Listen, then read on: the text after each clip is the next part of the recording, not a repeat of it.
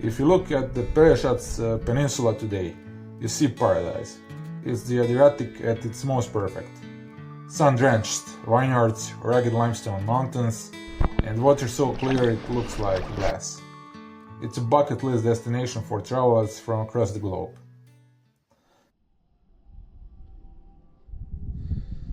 But in October 1943, this landscape wasn't a destination, it was a trap. Operation Herbstgewitter, or Autumn Storm, brought the full weight of the German Wehrmacht and SS to these shores. They didn't come for the wine. They came to secure a strategic chokehold over the entire Adriatic. We all know the stories of Normandy or the fighting in Italy. But while the world's eyes were fixed on those front lines, a desperate shadow war was being fought right here. This was the Third Reich's underbelly. If the Allies or the Partisans broke through here, they could threaten the heart of the German-occupied Europe from the south. To the Germans, this wasn't just a skirmish. It was a race to slam the door shut. The stakes were absolute. After Italy surrendered in September, a power vacuum exploded across this coast. Partisans were seizing equipment, British torpedo boats were dominating the sea lanes, and 200,000 German troops in the southern Balkans were suddenly cut off from their supply lines in the north. To the Germans, the Dalmatian coast wasn't just scenery, it was a lifeline. After capturing the major cities of Dubrovnik and Split, there was only one piece of the puzzle left to break. They turned their guns toward the Pelješac peninsula.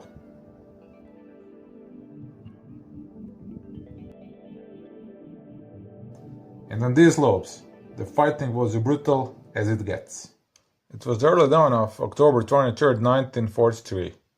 At the remote guard posts along the coast, the men keeping watch weren't professional soldiers. They are local fishermen and olive growers. But as the morning mist cleared, the rhythmic trum of heavy engines filled the air. In moments, this peaceful Mediterranean coastline would turn into hell on earth. The landing craft carried members of the infamous 7th SS Division Prinz Eugen. These were some of the most hardened ideological fighters in Hitler's arsenal. Formed in 1942, right here in the Balkans, they were recruited from the local ethnic Germans, Volksdeutsch, who knew this terrain as well as the men they were coming to kill. The invasion hit 3 locations simultaneously. The first was a quiet fishing village. Almost immediately after hitting the beach, the SS initiated a Scorched Earth policy. They didn't just fight, they destroyed. 34 civilians were executed that morning, including 2 children under the age of 3. It was a brutal opening act for what was supposed to be a lightning-fast campaign. From the blood-stained shores of the village, the SS pushed upward. Their objective was a strategic hill overlooking a small port, a gateway to the peninsula's central plateau. To get there, they had to traverse an old stone road built during the Austro-Hungarian Empire, originally designed for transporting wine. Now it would transport the machinery of war. The German High Command was confident. Their plan was simple: capture the entire peninsula in 48 hours. But on these jagged limestone ridges, reality was about to look very different.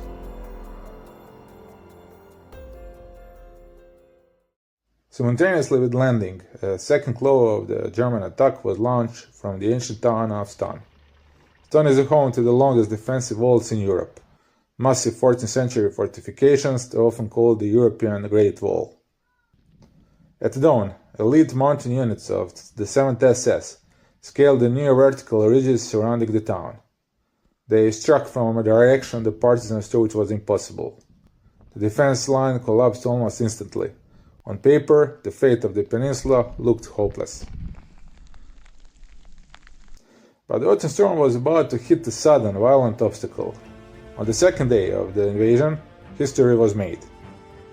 In what was likely the very first direct Allied aerial intervention to support partisans on Yugoslav soil, a squadron of the British Royal Air Force screamed over the Adriatic. They caught the German bridgehead completely exposed. Bombs and machine gun fire tore into the landing craft, sinking the ships carrying the vital reinforcements and ammunition the SS needed to finish the job. This airstrike created a massive logistical nightmare for the Germans. You see, there is a common myth that the German army of the Second World War was a fully motorized, high-tech machine. The reality was much more old world, just like in Operation Barbarossa, where the Wehrmacht's speed was limited by the pace of horse, much like Napoleon's army a century prior. Here on the cliffs of Pelješac, the SS were forced to rely on mules. In this vertical terrain, trucks were useless. The invincible SS were reduced to lead ropes and pack animals, struggling to move their supplies up the same limestone path we are exploring today.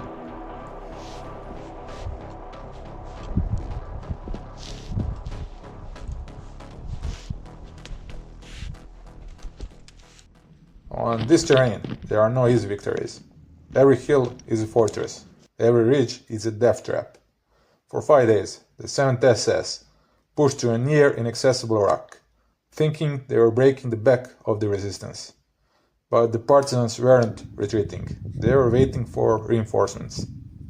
From the mainland, experienced fighters of the 1st and 3rd Dalmatian Brigades arrived under the cover of darkness. These weren't just fishermen anymore. These were battle-hardened guerrillas. By the night of October 31st, the Germans had reached the historic maritime town of Orebich. They thought the mission was over. They thought they had won. They were wrong. In the pitch black of the Mediterranean night, the partisans launched a massive counterattack.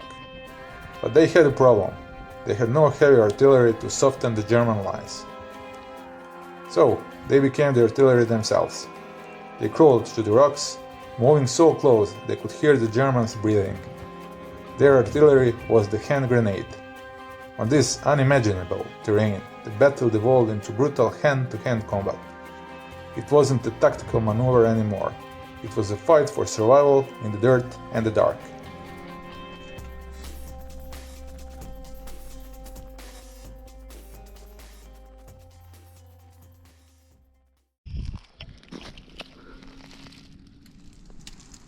So what do we have here?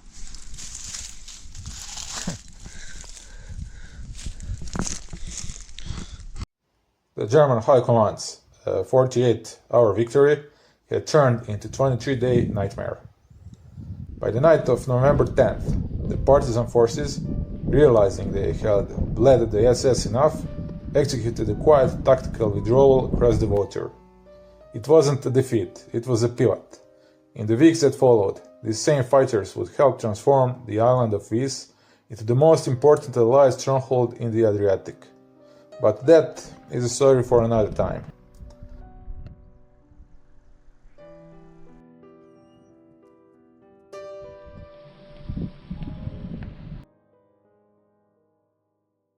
The Germans officially declared the operation over on November 14, 1943. To mark their victory, they scaled the highest peak on the peninsula, St.Elias. There, they built a massive stronghold that would look down on these coastal waters throughout 1944, a desperate attempt to keep the Reich's underbelly from being ripped open. The cost of those 23 days was staggering. German losses exceeded 500 men, with over 350 killed or missing in action. But the true weight of the autumn storm was felt by the people of Pelješac. In the first 48 hours alone, the SS committed unimaginable crimes, executing over 100 civilians in cold blood.